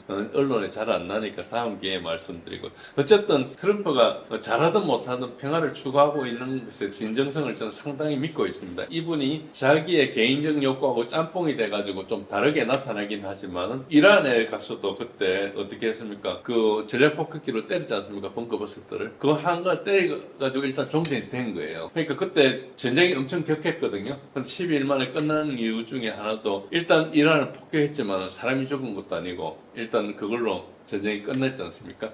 그러니까 트럼프가 분명히 평화를 추구하는 것 같아요. 물론 여러 사람들 죽이기도 하고 실패도 해요. 예멘에서 실패도 하고 지금 베네수엘라에 가가지고 상당히 지금 뭔가 할 것처럼 하는데 결과는 잘 모르지만 베네수엘라를 가서 뭐 부순날 이런 건 안 할 겁니다. 아마 굉장히 정치적인 걸 얻어내기 위해서 협박을 하고 이런 걸로 여겨져요. 지금 여러 가지를 했지만 자기가 뭐 8개 끝냈다는 게 자기가 끝낸 건 별로 없는데 사실 그거를 그렇게 하고 싶어 하는 그런 생각을 하고 어떤 식으로든 저는 평화를 추구한 진정성이 좀 있다고 생각합니다. 그걸 뭐 엄청나게 평화의 사도라고 이렇게 이야기할 수는 없지만 진정한 욕구가 좀 있지 않나. 첫 번째, 재정적인 부담이 너무 드는 거예요. 수천억 달러의 우크라이나에 지원을 했는데 미국 납세자의 돈인데 이게 트럼프가 제일 싫어하는 거거든요. 돈에 컴플렉스가 있지 않습니까? 공돈 쓰는 것에 대해서 그냥 아깝다 이런 정도가 아니고 공돈을 날리면 내가 바보 된다 이런 생각을 가질 정도로 콤플렉스가 있는 걸로 보이거든요. 그래서 이건 당연히 트럼프 성향에 돈 더 들어가는 건 막았을 거고 그리고 아메리카 퍼스트를 슬로건을 걸고 했는데 납세자 돈을 가지고 여기 쓴다 이거는 트럼프가 안 할 거예요. 그리고 재정적 부담에 대해서 분명히 전쟁을 끝내고 싶은 동기가 되고 두 번째는 트럼프 행정부 내에서 굉장히 큰 세력 중에 하나가 알버리지 콜비 같은 사람들 스트레치ክ 시퀀싱 이라 해가지고 중국에 초점을 맞추는 사람들이 있거든요. 트럼프가 진짜 상대해야 될 건 러시아가 아니고 중국인데 중국하고는 앞으로 오랫동안 전략적 경쟁자로 해야 되는데 지금 쓸데없는 전쟁이 가가지고 뭘 못하는 거예요. 러시아하고 빨리 전쟁을 끝내고 협의를 하면 러시아하고 미국은 상호 보완 관계에 있거든요. 그래서 이렇게 발전하다 보면 중국과 러시아 관계도 좀 뗄 수 있고 그럼 중국을 약간 불리한 자리에 둘 수 있는데 지금 우크라이나 전쟁하다가 보니까 러시아랑 계속 척지야 되고 이게 끝나지 않으니까 러시아랑 뭘 할 수도 없고 그런 이상한 상태가 되는 게 되게 싫은 거예요. 자기 그 미국을 이끌고 가서 미국이 중국하고 전략적 경쟁에서 이기려 하는 그런 입장에서 보면 그리고 갑자기 수하에 있는 피터 헥세스 전쟁부 장관이 뭐라 했는가 하니까 브뤼셀은 이제 벨기에 있지 않습니까? 이를 관장하는 데인데 유럽이 러시아를 맡아다 우리가 중국에 집중하겠다 이런 식으로 이야기하는 거예요. 뭐 중국하고 전쟁하겠다 이런 것보다는 전쟁을 포함해서 모든 걸 가지고 압박을 해서 중국을 좀 어렵게 만들고 자기들 좀 숨을 쉬겠다. 내가 기동할 수 있는 공간을 만들어야겠다. 이런 뜻하고 가깝거든요. 세 번째는 전쟁 필요가 있습니다. 미국 국민도 우크라이나 전쟁에 지쳐 있거든요. 여기 돈 계속 대주는 게 이제 불가능하고 여론조사하면 지속적으로 우크라이나에서 이제 지원 감소하죠. 일단 옛날에 레거시 언론들이 계속 뭐 우크라이나를 띄우고 이렇게 하던 것들이 이제 대부분 대한 언론들이 이야기가 거짓말이 들통났어요. 그리고 내년에 중간선거가 있지 않습니까? 12월 달이 되면은 거의 이제 선거에 들어가거든요. 왜 그러니까 내년 11월 달에 국회의원 선거에 나올 사람들 상원의원, 상원의원 3분의 1하고 하원의원들은 전부 다가 자기 각 당의 지역구에서 경쟁을 해야 되지 않습니까? 그러면 12월 달에 후보가 이제 결정되는 거예요. 그래가지고 그 후보가 결정해가지고 중간 선거를 막 하다가 중간에 이제 프라이머리나 뭐 이런 걸 해가지고 각 당 후보를 만들고 우리 같으면 예비 선거 같은 걸 하는 거죠. 그래가지고 이제 본격적으로 경쟁을 할 건데 선거철이 이미 이제 들어갔는데 벌써 뭐 이런 데서 후보 차원에서 뭐 떨어진 사람들이 많아버리면 나중에 질 게 뻔하잖아요. 그러니까 지금 이제 이미 선거에 들어갔기 때문에 전쟁을 끝내야 되는 그런 측면이 있죠. 그래서 분명히 저 동기가 있다. 저는 그렇게 봅니다. 그렇지만은 이제 다음에 어떤 문제가 되는가 약간 이제 구조적인 모순도 좀 있어요. 약간 동기가 의심이 되는 그런 것도 진정성이 의심이 되는 것도 있는데 그러니까 평화 협상을 하면서 또 제재를 강화해요. 러시아한테 뭐 러시아 석유회사에서 새로운 제재를 부과하고 그래서 협상 중에 갑작스러운 제재를 하니까 러시아에서는 이건 신뢰를 훼손한다. 뭐 제재를 받아가 힘들고 이런 걸 떠나서 이게 진정성이 있는지 상대한테 이렇게 줄 필요는 없지 않냐 생각이 드는데 물론 그게 하나의 전략일 수도 있죠. 압박을 한다는 것일 수도 있고 아까 제가 말씀드린 대로 미국 내에서는 트럼프를 공격하는 적들도 있거든요. 그 사람들한테 내가 푸틴한테 몰짱하게 하는 게 아니고 나도 강하게 한다는 걸 보이기 위해서 페이크를 할 수도 있고요. 어쨌든 저거는 이제 협상의 기술 중에 하나일 수도 있는데 어쨌든 일단은 겉으로는 분명히 모순이고요. 두 번째는 정부하고 군사 지원을 그래도 계속하고 있습니다. 물론 트럼프가 들어서 새로 지원해 준 건 없고 바이든 때 했던 걸 지원해 주는 거예요. 그런데 그것도 이제 국회에서 한 건데 대통령의 행정명령으로 안 하면 되는데 그걸 일단 하고 있는 거죠. 정부는 계속 주고 있는 거고 지원 중단할 때 위험만 했지 실제로는 젤렌스키한테 뭐 나쁜 거 한 거 하나도 없어요. 지금 처음으로 부패 조사한 것밖에 없는 거죠. CIA 기지는 계속 있고 위성정보 공유는 계속되고 실제 중단 발표도 없는 상태고 그래서 저게 진정하냐 이런 문제가 있고 세 번째 모습은 뭔가니까 자기가 그만두면 되는 거예요. 유럽에 보고 알아서 해라는 거예요. 텍사스 발언 유럽은 우크라이나 지원 책임을 해라. 이 말은 처음에 이제 미국이 유럽을 데리고 같이 우크라이나 전쟁을 했는데 지금은 내가 빠질 테니까 이제 유럽끼리 해라 이런 말은 러시아 입장에서 보면은 미국만 빠질 수 같이 하는 거죠. 그러니까 이게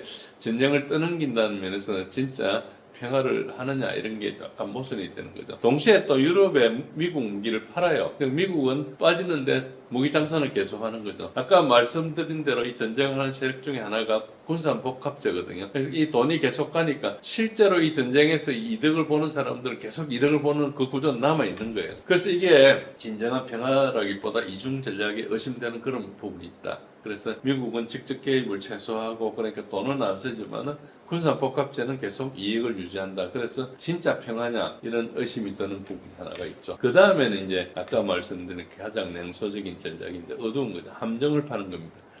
트럼프가 러시아에 유리한 평화안을 제시해가지고, 그러니까 젤렌스키는 그리고 이제 유럽의 코칭으로 서명을 해요. 그리고 러시아가 이제 결국은 난 못 받으리다 거부를 하지 않겠습니까? 그러면은 우리는 평화를 했는데 러시아가 평화를 원치 않는다. 이렇게 이제 프레임을 만들어가지고 이제 간 그런 시나리오죠. 함정 같은 건데. 이거는 이제 미국의 린지 그레엄 같은 이제 네오콘들 확전을 하려는 명분을 이제 획득하게 되는 그런 거죠. 그러니까 이게 진짜 더 큰 전쟁을 하기 위한 함정일 수도 있다. 요거는 진짜 이제 세 번째, 네 번째, 다섯 번째는 굉장히 헷갈리는 그런 상황이죠. 러시아를 곤란하게 만들기 위한 정치적 소열 가능성이 있는 거죠. 그래서 그 아까 이 28개 항 계획 문서를 유출한 거, 이것도 켈로그가 의도적으로 유출한 걸로 생각을 하는데, 그런 거라든지 유럽이 계획을 독약으로 만들도록 방치를 한다든지 러시아가 거부할 수밖에 없는 조건을 만든다든지 이런 것들이 이제 이런 전략일 수가 있죠. 그 다음에 마지막으로는 돈을 쫓아가는 겁니다. 또 다른 동기는 중재자로서 이제 재정적 이익을 보는 건데, 동결된 자산 그 28개 안 중에 보면 그게 이제 러시아 자산이 한 3천억 불 되는데 미국이 뭐 그 중에 한 50% 정도 되죠. 그런데 어쨌든 우크라이나 재건 비용을 거기에서 가지고 쓰겠다. 그게 어차피 수천억 달러가 되니까, 그래서 뭐 러시아 미국 공동 재건 기금으로 하자 이렇게 러시아는 자기 돈 가지고 뭐 이야기하니까 되게 힘들겠지만은, 저게 어차피 러시아가 유럽에서 못 받을 상황 같으면 안전하게 옮기는 것도 방법일 수도 있기 때문에, 저게 겉으로 보는 것처럼 푸틴 입장에서 황당한 게 아닐 수는 있어요. 그래서 저게 좀 복잡한데, 저거는 지금 우리가 표면적으로 알기는 되게 힘들기 때문에 구체적인 계획을 봐야 알 수 있는 그런 건데, 어쨌든 미국은 재건 프로젝트 발주권을 획득하고, 그리고 미국 건설이나 에너지 기업들이 계약을 넘겨주고, 그래서 어째 보면 자기도 그걸 했으니까 미국 그 기업들한테 도네이션을 많이 받을 거 아닙니까? 우리 킥백이라 그러는데, 그게 미국은 그게 정치 기부가 합법이거든요. 그래서 그런 것들이 우리나라 같으면 다 쇠고랑찰 상황인데 미국은 그게 합법이에요. 그러니까 그런 식으로 정치 자금으로 상당히 확보할 가능성도 있죠. 그래서 평화 중재라는 게 실제로는 비즈니스 딜일 수가 있는, 그렇습니다. 제가 지금 6개를 말씀드리는데 여러분들 뭐가 그럴듯합니까? 어쨌든 저는 그 중에서 이제 3, 4번은 서로 모순되는 거였고, 저는 그래도 처음에 말씀드린 게 뭐 저게 저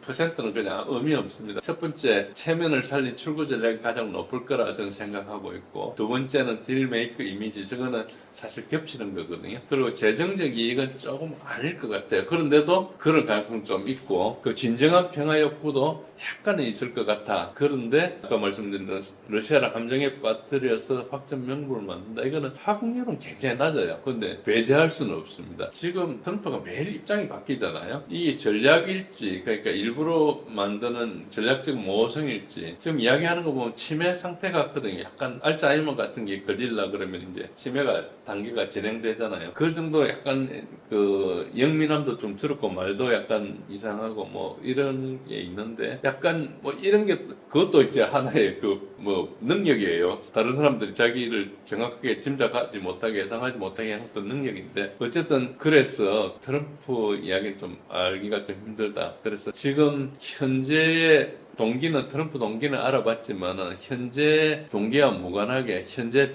평화는 누구도 만족시키지 못하기 때문에 실패할 가능성이 엄청 높습니다. 그래서 이거는 그냥 한번 던져주고 실패하고 그 다음에 하는 그런 안이 될 가능성이 높다. 왜냐하면 당사자의 핵심 이익들을 다 챙겨야 되지만은 현재는 미국의 체면 살리기만 집중하고 있는 게 아닌가, 이렇게 보고 있습니다. 러시아는 점령한 영토를 확실히 지키면서 전쟁을 유리하게 끝내려는 전략을 갖고 있는 건가요?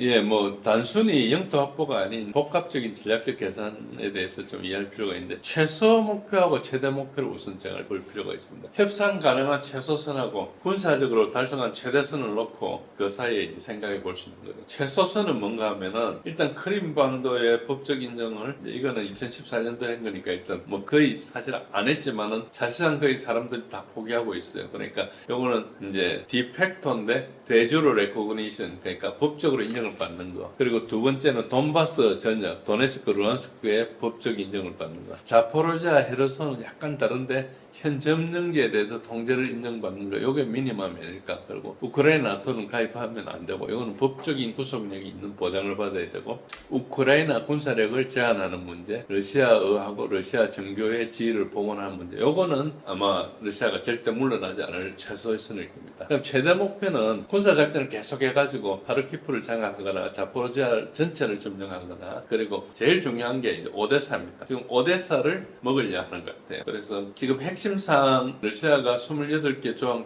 평화를 만약에 수락하면 적에 되든 어떤 안이 되든 수락하면은 오데사 하르키프 같은 목표를 지금 포기해야 되는 거죠. 그게 이제 협상의 본질이다. 근데 러시아가 다른 건 다 수용하는데 저 영토를 못 얻는데 사실 저기가 다 옛날 러시아 영토거든요. 오데사 같은 데는 이제 에카테리나 대제가 개척해가지고 도시를 뭐 점령하는 거는 옛날 시대에 뭐 그렇게 큰 요즘 같은 큰 무력이 안 들어갔겠지만 거기 도시를 건설하는 것은 엄청나게 돈이 들어갔거든요. 거기 항구도 만들고 사람이 그래가지고 이제 여러 시설을 만들고 도시를 만들고 사람들만 살지 않습니까? 거기 엄청나게 많이 돈이 들어갔는데 그리고 이제 거기가 뭐 몇백 년 된 도시예요. 그런데 그거를 포기하겠느냐 이런 문제가 있습니다. 어쨌든 오데사의 어떤 전략적 가치가 뭔가니까 만약에 오데사를 장악하면 전쟁을 끝낼 것 같아요.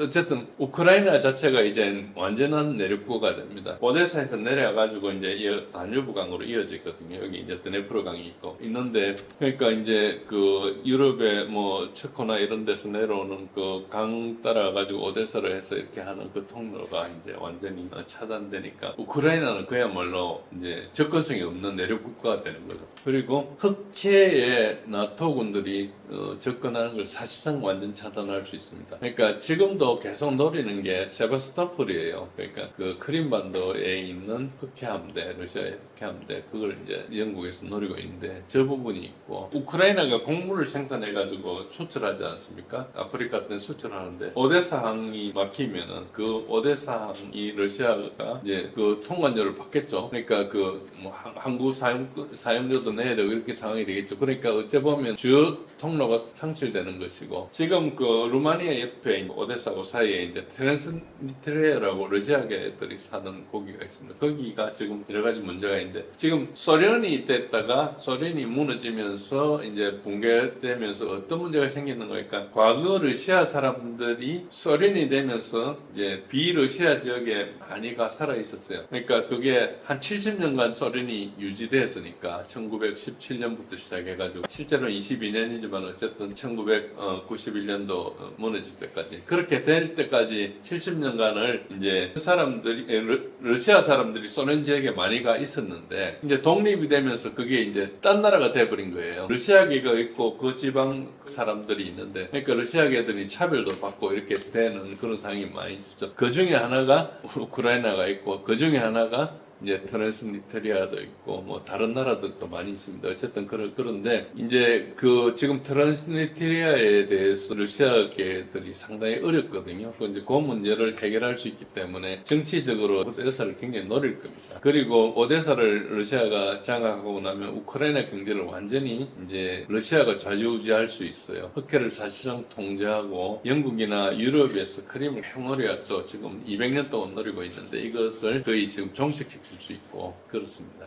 근데 8개 항이 됐던 협상을 하면은 이제 오데사 공략 불가능해지는 거죠. 그래서 러시아 내에서는 이게 논란이 되고 있습니다. 왜 지금 조금만 뭐 1, 2년 더 하면 오데사는 충분히 먹을 수 있는데 왜 하느냐 이런 이야기를 쭉 하기 때문에 푸틴한테 압박이 되겠죠. 군사적으로 달성 가능한 목표를 외교적 합의를 위해서 포기할 만큼 외교적인 의미가 있느냐 이런 얘기를 하는데 그건 상당히 깊은 계산이 필요합니다. 이게 이제 어느 시점에서 외교 관계를 정상화해야 될지에 대한 어떤 지점이 있는데 그걸 판단하는 굉장히 뛰어난 전략가들이나 생각할 수 있는 깊은 이야기거든요. 요거는 내 땅을 내주고더라도 그것보다 더 큰 걸 얻을 수 있다는 걸 가시화할 수 있는 어떤 전략을이나 비전을 가지고 있어야 되는 거죠. 그래서 요거는 그냥 보통 코멘테이터들이 이야기하기 되게 힘든 그런. 그 다음에 러시아의 전략은 이제 실용적으로 보는 거죠. 뭐 지도상의 색깔보다 정치적 영향이 되게 중요한데 푸틴이 최근에 뭐라 했는 거니까 굉장히 실용적인 관점을 보였어. 지도상의 색깔보다 정치적 영향이 중요하다. 이게 무슨 말인가 하니까 오데사를 점령하지 않더라도 행정적인 방법이 있다는 거예요. 군사적으로 마을마다 무력을 점령하는 것은 돈도 많이 들고 파괴를 수반하는데 행정적으로는 뭔가 하니까 키예프 중앙정부를 장악하거나 영향력을 행사해가지고 하향식 통제를 할 수 있다는 거예요. 뭐 그게 꼭 뭐 옛날 소련식으로 하지 않더라도 중요한 그 수단 같은 것들을 장악하고 있으면 들어줄 수밖에 없죠. 예를 들어서 돈이 많이 필요한데 서방에서 다 빠진다. 혹은 뭐 어떤 굉장히 러시아 아니면 할 수 없는 그런 상황에 대해서 러시아가 카드를 행사할 수 있는 것 같으면은 할 수 있다는 거죠. 그래가지고 푸틴의 계산은 자포로지아나 헤르손 전역을 뭐 지금 무력으로 점령하는 것보다 우크라이나 정부 자체를 친러시아나 중립정부로 교체하는 것이 더 효율적이 있다. 그렇게 생각하면 이건 장기적인 전략이거든요. 그래서 당장 영토 확장보다는 우크라이나를 나토에서 영구히 차단하고 군사력을 무력화하고 정치적인 영향을 확보하고 시간을 또 가지고 점차 이제 천 러시아로 바꾸는 거죠. 그래서 러시아가 우크라이나 복구하는 데 도움 주고 그 다음에 뭐 경제 지원도 해주고 특히 이제 관세 같은 걸 없애버린다든지 뭐 체육 대우를 해준다든지 이런 그리고 뭐 정치적인 사면도 해준다든지 이런 여러 가지 그 혜택을 베풀 수 있죠. 이런 걸 가지고 이제 점차적으로 영향권을 확대하면은 꼭 점령하지 않아도 된다 이렇게 이제 생각할 수 있는 거죠. 그런 생각을 할 수도 있습니다. 그리고 이제 소모전을 하고 있는데 러시아는 속전속결이 아니라 체계적인 소모전을 하고 있습니다. 아까도 이야기했지만은 그 소모전의 목적이 뭔가 하니까 매 가서 당장 이렇게 한두 개를 얻고 하는 것보다 완전히 그 체계적으로 붕괴시켜 가지고 그 저항을 할 수 없게 만드는 거죠. 그래서 이제 푸틴이 아까 이야기한 대로 눈사태가 시작되면 쉽게 멈추지 않는다. 이건 뭔가 하니까 무너질 때까지 기다린다는 거죠. 그래서 우크라이나 손실이 정원 속도를 초과하고 있다. 아까 이야기했는데 10월 달만 손실이 우크라이나 병력이 15,000명이 감소했어요. 그리고 이제 러시아가 전진하는 속도가 매월 증가하고 있고 그래서 이게 단순히 영토를 획득하는 게 아니고 적의 전투력을 파괴하는 그런 전략이다. 그래서 요새하던 방어선을 우회하고 아까 말씀드린 자포리지아에서 방어선이 10년간 구축된 건데 그걸 우회하고 있는 그런 상황입니다. 그리고 주요 거점 쿠피안스크나 포크롭스크나 그리고 이제 지금은 이제 세베르스크 이쪽도 마찬가지인데 굉장히 중요한 거죠. 지금 돈바스의 제일 마지막 전선은 슬로비안스크입니다. 크라마토스크, 슬로비안스크 쪽으로도 지금 굉장히 코앞에 다가와 있어요. 아직 그 도시까지 들어가지는 않는데 화력으로 통제하는 그런 상태죠. 보급선을 차단해놨고 정예부대를 소진해놓고 이렇게 하기 때문에 이 전략은 핵심이 시간이거든요. 시간이 지날수록 우크라이나군은 계속 약화가 되고 서방 지원도 피로도가 증가되고 이미 협상을 안 했지만은 협상 행거가 마찬가지 효과가 돼 있어요. 왜냐하면 서방에서 이제 더 이상 지원해줘봐야 안 되겠다는 생각을 많은 사람들이 하고 있거든요. 그래서 러시아의 협상력은 강화되고 더 많은 형도 확보할 수 있고 이런 상황이 돼가지고 건드리면 툭 쓰러지는 우리가 옛날에 뭐 영화 같은 거 보면은 칼로 이렇게 착 뺐는데 가만히 있다가 나중에 지나가면 탁 쓰러지듯이 뭐 그런 거 비슷한 그런 상황으로 이렇게 좀 어색하지만 일단 비유해 보겠습니다. 그리고 이제 협상과 군사 작전의 이중 트랙인데 이건 아까도 한 말씀드린 군사 경로에는 협상 트랙으로고 경로비는 군사 트랙으로 하는데 이게 뭐 여러 가지 이제 협상을 하더라도 28개 조항을 협상의 기초로 수용했다는 자체가 협상이 열려 있는 거고 미국과는 계속 대화를 하고 있어요. 아무것도 해결된 건 아니지만은 계속 대화를 하고 있어요. 지금도 미국에 있는 러시아 외교관들은 지금 은행 계좌가 막혀가지고 엄청나게 불편함을 겪고 있습니다. 그래서 뭐 제대로 전기세도 제대로 못 내는 그런 상황이 계속돼 있는 거죠. 그런데도 그것에 대해서 이야기만 하지 아직 하나도 해결이 안 됐거든요. 그러니까 러시아도 굉장히 답답한 상태가 계속 지속되고 있는데 이게 이제 미국의 전략이겠죠. 압박을 하는. 그러면서도 러시아는 미국과 계속 대화를 하고 있어요. 왜 그런가 하니까 유일하게 미국만 지금 대화를 하는 상태거든요. 유럽은 대화를 아무도 안 하니까. 그리고 이제 유럽 안보 논의도 제안하고 서면 보장도 요구하고 이런 걸 가고 있고 이제 군사 트랙은 전선에서 압박을 계속하고 있고 주요 방어선을 계속 무너뜨리고 있고 우크라이나군을 소진하고 있고 내년 봄에 있을 대공세도 준비하고 있고 대공세가 있다고 이렇게 뭐 이야기가 있습니다. 할지 안 할지 모르지만 푸틴의 메시지는 명확합니다. 협상으로 목표를 달성할 수 있으면 좋지만 안 되면 군사 접근한다. 그래서 이제 이거는 강압 외교라 그러죠. 군사 압박을 위해서 협상 테이블에서 더 나은 조건을 넣는 거예요. 이게 이제 당하는 사람은 진짜 피곤한 거예요. 이기는 사람 편에 들어가면은 뭐 시원할지 모르지만 당한 사람은 카드가 계속 없어지는데 이게 개구리 이렇게 물 넣고 물 데우듯이 서서히 온도를 높이면 어떻게 못 하잖아요. 이게 소모전이 그런 거예요. 어디 가가지고 기동전이나 마비전을 하면 한 방에 이렇게 해결되니까 어떻게 항복할 수밖에 없는데 이게 항복도 못하게 서서히 이렇게 소멸시키니까 어느 결심 포인트가 안 나오는 거거든요. 이게 굉장히 무서운 전략입니다. 그리고 이제 러시아의 시간표를 그래도 한번 계산해 보면 러시아 입장에서 낙관적인 시나리오는 현재 협상안 수정하고 서명을 하고 여러 가지 이제 4가지 영토 뭐 크림까지 해서 5가지 영토를 확보하고 나토를 확대하지 않겠다는 것을 보장받고 그리고 그 대신 오데사하고 하르키프는 포기하는 거죠. 하르키프도 상당히 많이 먹었어요. 그런 상태인데 비관적 시나리오는 이제 우크라이나 입장이죠. 그래서 협상이 뭐 6개월이나 1년 더 걸리고 그 사이에 러시아는 영토가 확대되고 하르키프는 오데사까지 함락되어가지고 결국은 조건 똑같은 영토는 줄어든 그 상태에서 협상을 하는 이런 상황이 돼 있는 이 두 가지 상황 사이에 있는 건데 러시아 계산은 빨리 협상하면 현 상태로 동결하고 늦게 협상하면 더 많이 얻는다. 이게 진짜 큰 카드죠. 이걸 이제 반대 입장에서는 이게 굉장히 답답한 거예요. 그런데 러시아는 영토보다 중요한 것이 안보 구도를 재편하는 거다. 그래서 러시아는 영토 자체를 목적으로 하는 것보다 나토 확장 중단을 하는 것이고, 러시아의 진짜 전략 목표는 나토의 추가 동진을 완전히 차단하는 것이 핵심이라고 봅니다. 그러니까 다 동진해가지고 어디까지 왔는가 하니까 남아있는 게 이제 그 조지아하고 우크라이나만 있거든요. 요 두 개를 2008년도에 나토 가입시키겠다고 했다가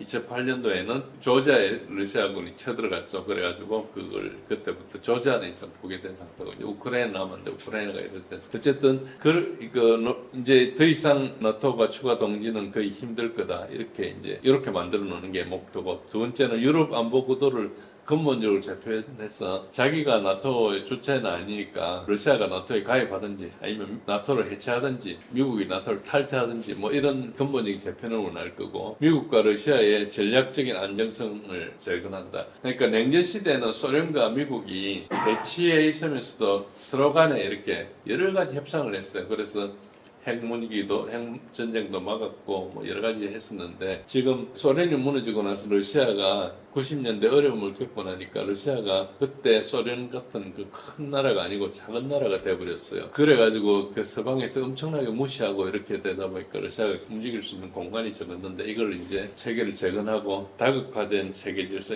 더 이상 미국이 1국위 시대는 이제 30년 동안 하다가 지났으니까 지금 다극화된 세계 질서에서 러시아의 위상을 확보하고, 다극이 뭐겠습니까? 미국, 중국, 뭐 러시아, 인도 이런 나라들 아니겠습니까?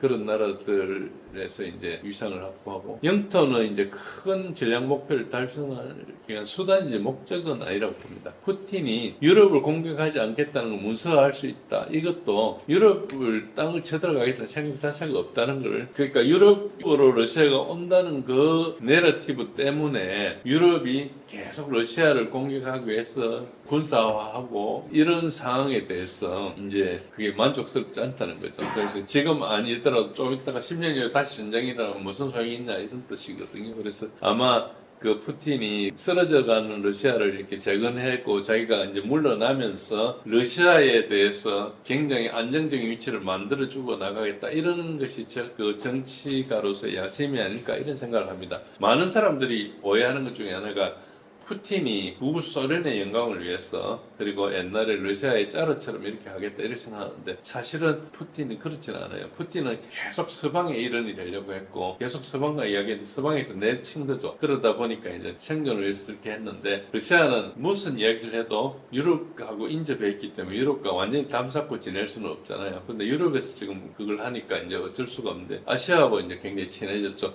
이렇게 되면 문제가 뭔가, 그러니까 러시아하고 중국이 친해지면 중국이 엄청나게 유리해지거든요. 중국이 여러 인구도 많고 역사도 오래됐고 하죠. 뭐가 중요한 게 많은 거 하니까 소위 말해서 과학기술자들이 엄청 많아요. 미국하고 러시아가 만들어내는 게 한 5배 정도를 만들어내거든요. 그러니까 엄청나게 이게 조금 있으면 이제 뛸 수밖에 없죠. 그런 상황인데 중국이 가지지 못한 게 자원이잖아요. 그러니까 자원을 러시아하고 연결하니까 지금도 석유하고 가스 이런 게 한 30-40% 싸게 받는다 그럽니다. 20-30%, 30-40% 이렇게. 그러니까 유럽은 러시아 석유를 싸게 사다가 그 한 5배 주는 값으로 지금 미국에서 LNG 같은 걸 사오거든요. 파이프로는 PNG하고 LNG 가스 실어가지고 배로 오는 거하고는 가격이 엄청나게 차이 나는 거죠. 그러니까 유럽이 이제 스스로 고비용 국가를 만들어버린 거죠. 그리고 유럽도 사실은 장기적으로 지금 상태가 좋은 게 아니에요. 그런데 지금 담쌓고 있으니까 이제 안 되는 거죠. 그래서 이 기회에 이렇게 좋아졌는데, 이렇게 되면은 가장 큰 게 뭔가 미국입니다. 미국은 중국을 견제해야 되는데 중국이 지금 갈수록 경쟁력이 있는 거예요. 안 그래도 경쟁력이 있고 인건비도 싸고 한데, 그리고 뭐 그 인건비가 지금도 GDP가 13,000불 돼요. 그럼 우리나라에 한 반도 안 되잖아요. 아직까지 많이 올랐다 그러는데도. 그런데 그 뭐 석유값도 싸고 가스값도 싸고 이러면 우리하고 중국과 경쟁하는데 우리도 갈수록 불리해지는 거죠. 이 사실은 중국과 러시아가 좋아지는 건 우리한테도 되게 안 좋은 거예요. 그런데 이게 이제 서방에서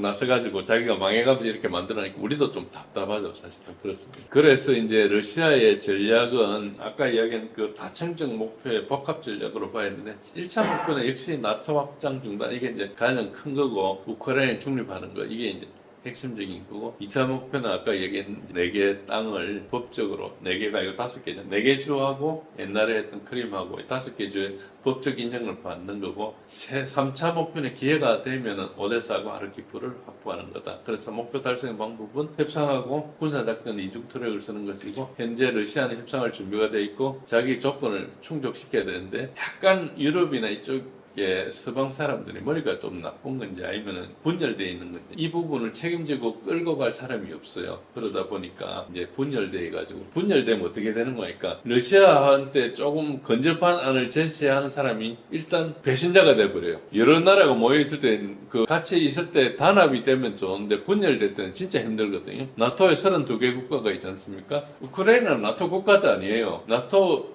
국가도 아닌데 나토 어떤 국가보다 지원을 많이 받고 있죠. 그런 이상한 상태죠. 근데 어쨌든 그런 상태가 돼 있으니까 어째 보면은 러시아가 원하는 빨리 들고 끝낼 수 있는데 이걸 옛날에 비스마르크나 옛날에 드골이나 뭐 처칠이나 이런 정도에 되는 사람이 없는 거예요. 다 이제 약간 우리 표현으로 루저들이라 그러거든요. 지금 뭐 영국의 스타머나 독일의 메르츠나 프랑스의 마크롱이나 이거 보면 제가 볼 때는 뭐 우리 기초자치단체장도 안 된 인물들이 그 가 있어요. 그래서 전략적인 생각이 역사적인 생각도 없고 그냥 앵무새처럼 불러주는 거 프롬프트 보고 이런 것만 하는 그런 사람들인데 어떻게 뭐 조지 소로스 돈을 만졌다든지 로스차일드 돈을 만졌다든지 이런 걸로 해가지고 이제 가 있는 것 같은데 지금 가장 큰 문제는 리더십이 없는 게 가장 큰 문제입니다. 누구도 이걸 끌고 나갈 게 없고 새로 넣는 리더십, 그전 리더십보다 더 못한 사람들이 와요. 그러니까 이제 이게 이제 가장 큰 문제죠. 그래서 현재 러시아는 굉장히 프로페셔널하거든요. 러시아의 외무장관 라브로프는 20년 동안 외무장관을 하고 있어요. 아마 죽을 때까지 할 거예요. 어쨌든 그 정도로 노련하고 역사적 지식도 많고 이러니까 이게 게임이 안 되는 그런 상황이 돼 있고 그렇지만 러시아는 협상할 준비가 돼 있지만은 자신의 조건을 충족시켜야 되고 시간이 자기 편이기 때문에 그리고 협상이 실패하면 군사적으로 더 많은 걸 얻을 수 있고 그리고 그게 안 되더라도 영토를 그렇게 중요시하게 생각하지 않으니까 정치적 영향력이나 남북 구도가 중요하다고 생각해요. 러시아 입장에서 보면 거의 뭐 더할 나위 없는 그런 상황이 돼 있는데 반대 입장에서는 진짜 지옥 같은 상황이 돼 있는 그런 상황이다 이렇게 보시면 되고요. 그래서 푸틴이 조바심을 내지 않고 강경한 협상 입장을 계속 유지할 수 있고 그리고 전선에서 압박을 계속 가하는 이유가 바로 이것 때문이다. 그렇게 보시면 됩니다.